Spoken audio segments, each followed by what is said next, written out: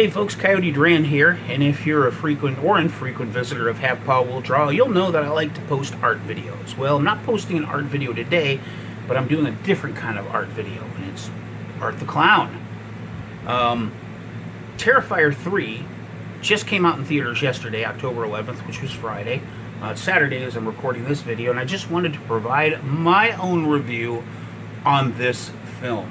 Anybody who's familiar with the Terrifier franchise knows that Art the Clown is renowned for his ways of killing his victims. A lot of blood, a lot of gore, a lot of explicit detail. And Terrifier 3 is no exception, especially with a $2 million budget, which Damien Leone has put to great use in this film. There's so much to talk about as far as this film is concerned. So many great points of discussion. So many neat little Easter eggs and questions that you wind up having after you leave the theater. In fact, I believe there are probably more questions than answers as a result of this film, but you know what? In my view, that's a good thing. Because that gives the franchise a little bit more room to expand. And I know that there are always going to be critics out there and people that will hem and haw and poo-poo the nature of these films and go, oh, well, you know what we needed more character development, we needed this and that, I don't know enough about these people. But yet some of these people are probably the same pundits that pissed and moaned basically about, you know, the extra backstory in Rob Zombie's first Halloween film. It's like, look, you can't have your cake and eat it too in some regards. This film, like I said, $2 million, excuse me, tongue-tied, $2 million budget. The practical effects were incredible. Just amazing stuff. The kills were as gory as you like them, if that's what you like. And we got a little bit more backstory. Anybody who remembers Terrifier 2 knows the incredible protagonist Sienna Shaw, portrayed by Lauren Rivera, her younger brother Jonathan, portrayed by Elliot Fulham, and basically their battle, their showdown with Art the Clown and the Terrifier amusement park ride. Leading up to that, there were kills like crazy. Allie in the bedroom with the bleach and the salt, and basically being torn apart. So a lot of viewers and a lot of fans were expecting that same level of violence with this film, and to a certain point, they got that. Now, not every kill was featured, which I thought was very, very interesting, especially with Damien Leone's penchant for the graphic visuals. And I thought it was incredible that our imaginations were taken on a ride in this regard. Like I said, have a few spoilers here. If you don't like spoilers, you might want to skedaddle right now. But if you've seen the film, or you just want to have some spoilers and form your own opinion after you've seen the film, stick around. Nobody was off limits to Art. He killed an animal, killed a rat. He killed some children. That wasn't seen on screen. And I'm sure there's a lot of folks that are like, oh my God, I can't believe he killed kids. It's like, let's not forget, he decapitated 2 children in the All Hallows Eve anthology. So let's not forget that. Oh, there's too much of a psychology bent. You know what? He was basically helping a coven of Satan worshippers in the 9th circle, this will come back later, in the 9th circle portion of All Hallows Eve. So it's like, don't bitch about the movie if you don't have that full spectrum of information and, you know, previous database of film knowledge in regard to Art the Clown. Now, Terrifier 3 opened up basically with Art basically invading a house. He was dressed in a Santa suit, killed a family. I'm not going to go into the actual detail on that one. You'll have to check that out for yourself. So this is kind of like a semi-spoiler. He did maybe leave the younger child, fourth member of the family, alive, but I kind of doubt that. When he found her in the kitchen cabinet, he waved hello to her, and then you see his shadow close in on her. We saw Chris Jericho again as the character Burke. Now, I don't know, is he a nurse or a security guard? You know, folks are saying he's a nurse, but he's wearing a shirt, you know, a uniform that reads security. So, I don't know, maybe he's a secure nurse. I don't know what's going on here. I just wish he stuck around for a little bit more. And I'm fairly sure that Jericho, who's just a huge horror fan, a huge metal guy, just a great, you know, just a hell of a personality, He was probably satisfied with the brief cameo, but I would have loved to have seen him stick around because I would have liked to have seen if his character would have provided a little heroism. But then again, maybe that would have choked the roster, and we might not have gotten the full spectrum of action that we were anticipating. A lot of folks were kind of hoping that there was going to be a scene that matched up with Allie's death in Terrifier 2, the famous bedroom slash salt slash bleach slash scene. It might have been. I'm not terribly sure if it was just as brutal, but it was delightfully entertaining. The shower scene, the chainsaw, and I'm going to say one thing here, chainsaw up the wazoo. Oh yeah, and turns this guy over, chainsaws him in the front, dick and balls go all over the place. There's plenty of blood for Art to create a blood snow angel. And these were friends of Jonathan's, as he's in college now, basically trying to move on with his life and, put all the past shit behind him. So, yeah, he comes back into play later.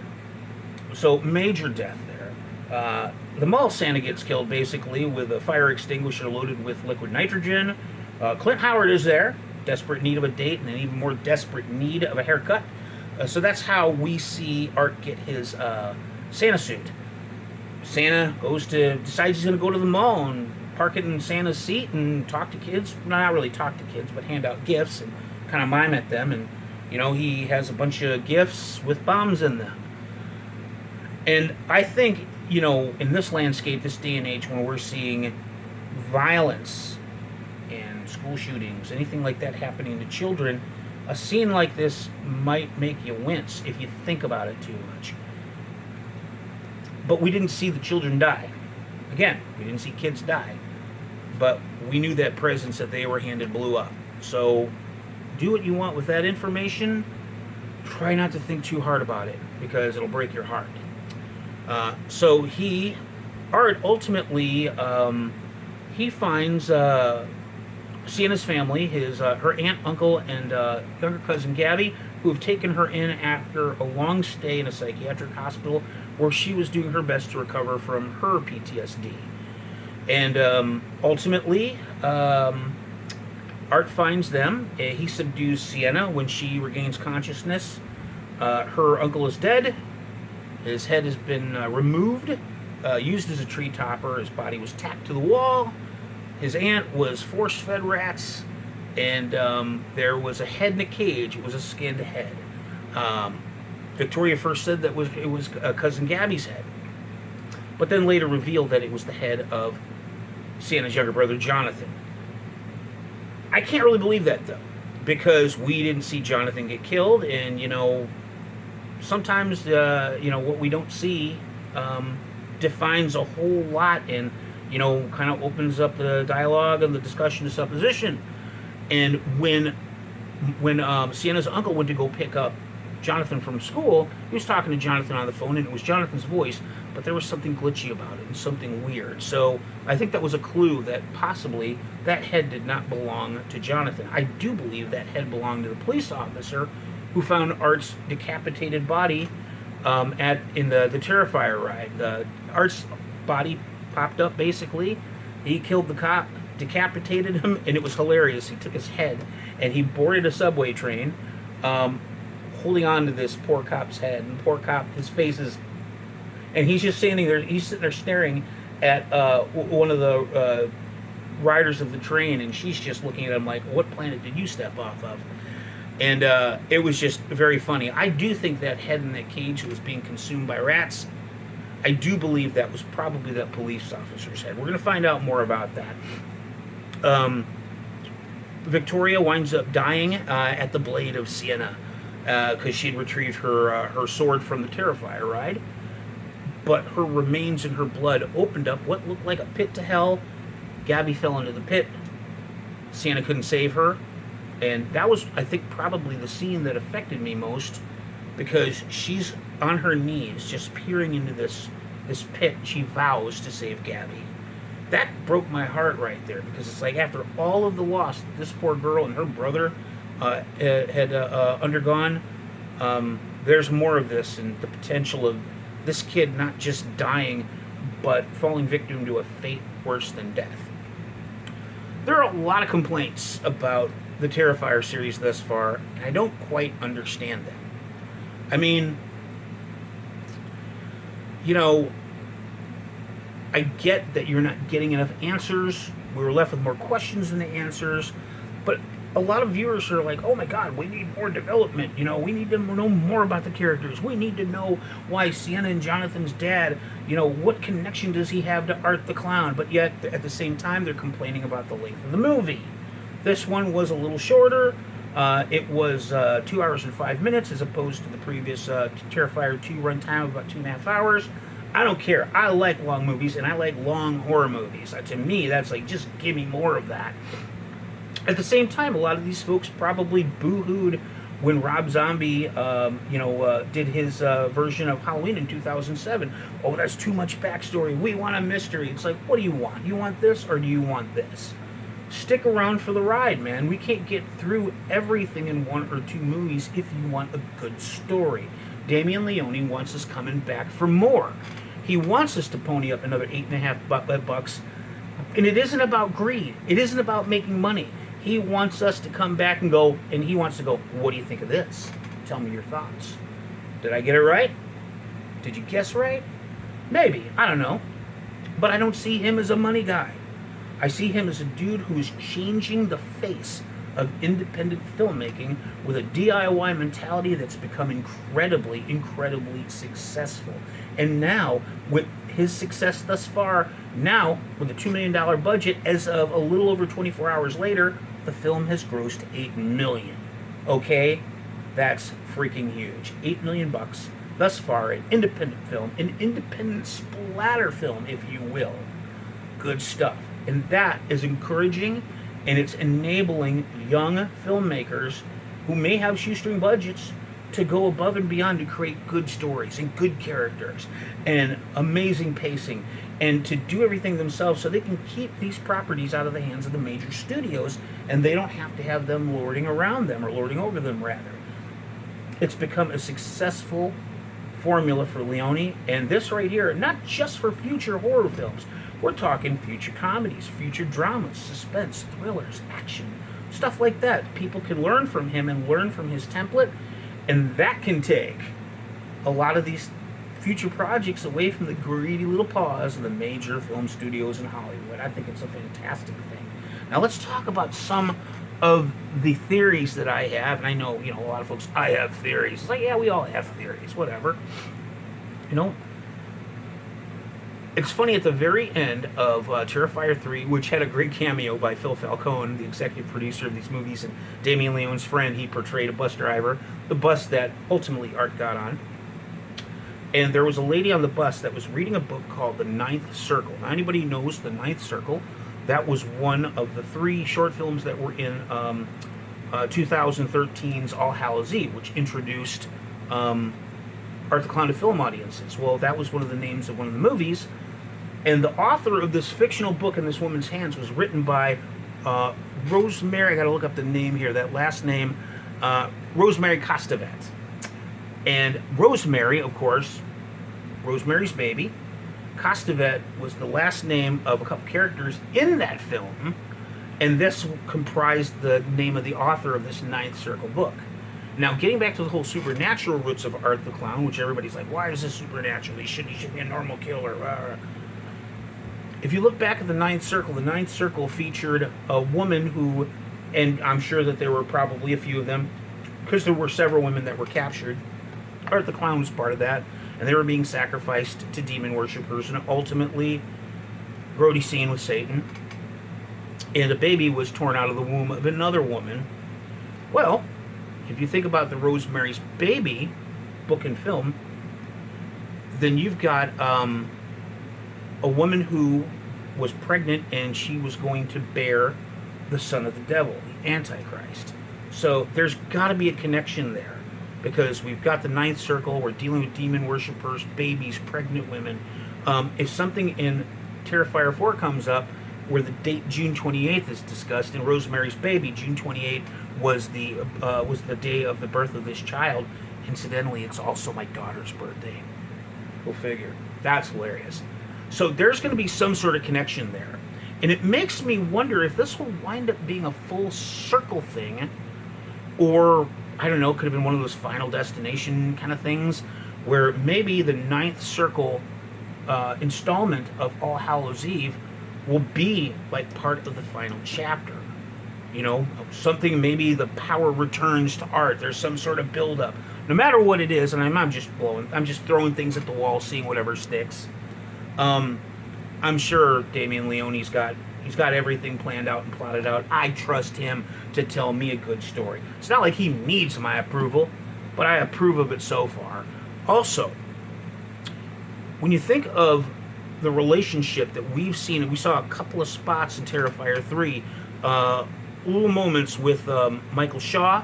You know, he was talking about his characters with little Sienna, and you know, he promised to create her a character, and he did, and he showed her this character, and she was over the moon. And when he went her to hand her the photo, or the picture rather, the drawing of his character wearing that armor, all of a sudden it was almost like a shock went through him, and he sat there and he stared at her as she touched this paper, this sketch, and it was almost like he was hypnotized. So that's something that I'm sure we're going to get more involved in. Be patient, people. Be patient. Give the man time to flesh these things out. I'm here for it, as the kids like to say. I'm here for it. I want to see this develop, and I want to see it be cultivated and grow, because you can't rush greatness. You can't rush a great story. I mean, you probably can if you're uber talented. And Damien Leone is, you know, uber talented, but I would rather him take his time. I would rather him flesh this out. I would rather him give us something that is worth the effort. But film fans are fickle. They're pissy. It's like, let's just accept what we got coming to us. And more, you know, my mindset is that odds are it's going to be awesome. But here's something else to chew on. Michael Shaw, Sienna and Jonathan's deceased father, he was an artist. And you can't spell artist without art, without A-R-T. So, this lends to a greater widespread theory that many people have, is that perhaps Art the Clown is one of Michael Shaw's creations. And maybe there was something unsavory. Maybe he was forced to create art. Maybe he had the ability to make something real out of a drawing, and that was, you know, maybe he created the sword. We saw a flashback in Terrifier 3 where we saw what looked like some sort of demonic forge and a living, semi-living Virgin Mary statue. That thing was creepy. That was a creepy statue. Oh my God, it was really cool too. So he's got to have some sort of creative involvement. He breathed life into something, whether it was a weapon, whether it was art. And like I said, A-R-T, can't spell artist without art. He's creating art. Maybe he created art. And I'm sure we're going to wind up getting some sort of payoff. You know, as far as future installments, Damien Leone says we're going to do Terrifier 4, but I think he believes that he's going to cap things off. But it was also supposed in an interview that I saw that if people want more, he might create more. And if that's the case, take your damn time. I will not mind waiting another 2 or 3 years for Terrifier 4. Please take your time. And then if you decide that you want to do something else, give us 5 years. Give us 4 or 5 years. Don't make the same mistake that a lot of people thought that the Saw franchise suffered from, in having a film out every 2 years to every year. Okay, look, man, don't rush. Don't rush. We will wait. True horror fans who love disgusting, graphic, goofy, silly shit, but with great stories and even better characters, will wait. And who knows, maybe we'll even get a prequel out of Terrifier. You know, maybe Terrifier 5 will be the prequel. Maybe we'll see the full spectrum of how Art the Clown got created. And I was sitting there thinking it would be insane, you know, to have a further sequel in which people who are like into the serial killers, the crazy killers, you know, they study these things, the copycats. And what if there was something like a cult of art where people started dressing up as Art the Clown and just killing people, and all of a sudden the country got flooded with this mass epidemic of mute clowns running around murdering people. And yeah, just like I said, just throwing ideas at the wall. I think that'd be kind of crazy. Now, I want to talk about some of the people who are portraying our favorite characters here. Lauren Oliveira returns as Sienna Shaw. I mean, we saw how badass she was in Terrifier 2. You know, she regains her badass spirit near the very end of Terrifier 3, when she gets her paws back on her sword again and does battle. And she was a little more, we didn't see the armor come back, but we saw that spirit kind of spark up a little bit. She's not as strong as she was in Terrifier 2. Elliot Fulham as Jonathan, he was a little more reserved, he was calmer, but he was jaded. He was jaded and pissed off and frustrated, and he just wanted to be left alone. I saw a definite improvement and development in the character of Jonathan. Daniel Roebuck as Santa Claus. Man, anything that guy is in is going to be great. Clint Howard, you know, he showed up as Santa Claus's friend Smokey, and he got dealt with. He got a bullet in the head, which kind of reminded me of him getting a bullet in the head of 3 from Hell. You know, there's a spoiler for you if you haven't seen that film, but that's been out for a while. Just amazing stuff. There are so many things to throw together on this one, and there are so many things to talk about and discuss. That's one of the things that makes horror films so fun.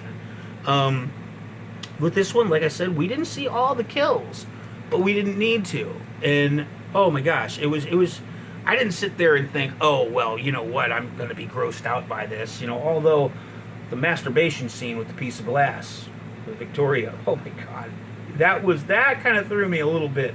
But there was not one moment where I'm sitting there going, and thank goodness nobody else was like that in the theater. I didn't see anybody run out or puke. Young lady who took my e-ticket and my email, she said 3 people ran out of the theater earlier, but we were in the late show, and everything was cool, man. Everything was cool. There were people that were dressed in pajamas, they had blankets, and I think that was just kind of like a symbol and a way of feeling safe in a theater when all this chaos and havoc is going on. They're all with their buddies, man.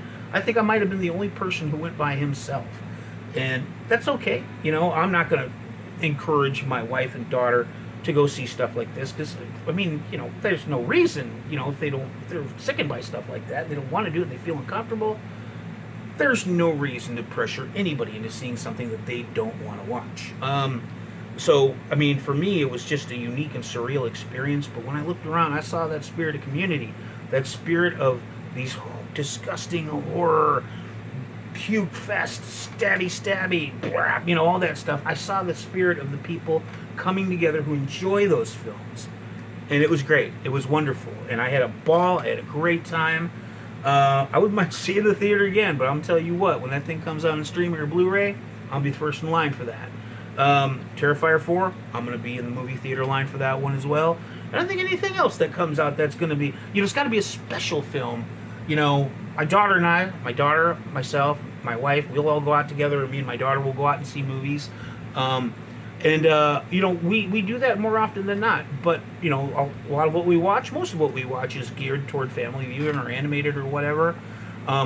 So it's got to be like a really special film for me to actually want to leave Turtle Valley, the Coyote Den, and go see a movie, put down some hard-earned bucks for a movie. And they make it real easy these days. We can just order the tickets online. It's great.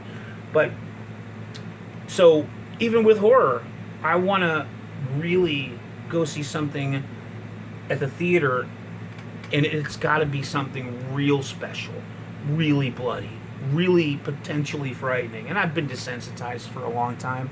If you go to my TikTok finds, TikTok as you kids say, I have my most recent video. It basically touched on why being a Gen Xer helped give birth to and cultivate my love for horror films. So go ahead and visit Coyote Duran TikTok.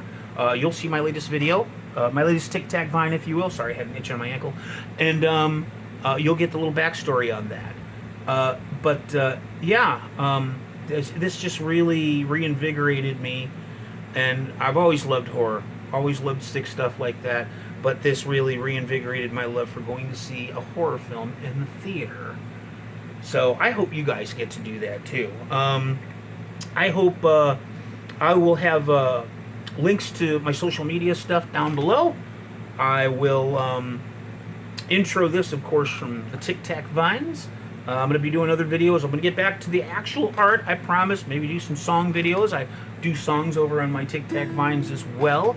I hope you get to see this film. I'm curious. I want to know what your thoughts are. I want to know if you have any theories in regard to what we've seen thus far in the Terrifier franchise, what you'd like to see in the future. Do you agree with me? Do you disagree with me? What kind of cool ideas do you have that you think Damien Leone might be thinking right now? Are you reading his mind? Is he reading your mind? Let me know. If you like this video or you like the other stuff I've posted, please like, please comment, subscribe. I would love it. I need more subscribers. Maybe the more subscribers I get, the more content I'll put out. Content, as the kids say. I'm content with the content, but I gotta do more. But, yeah, please, if you wouldn't mind subscribing, liking this, hitting the bell, sharing this video with your horror-loving buddies, I would greatly appreciate it.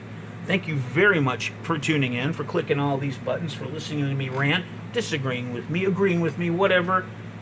Sharing a nice cold beverage.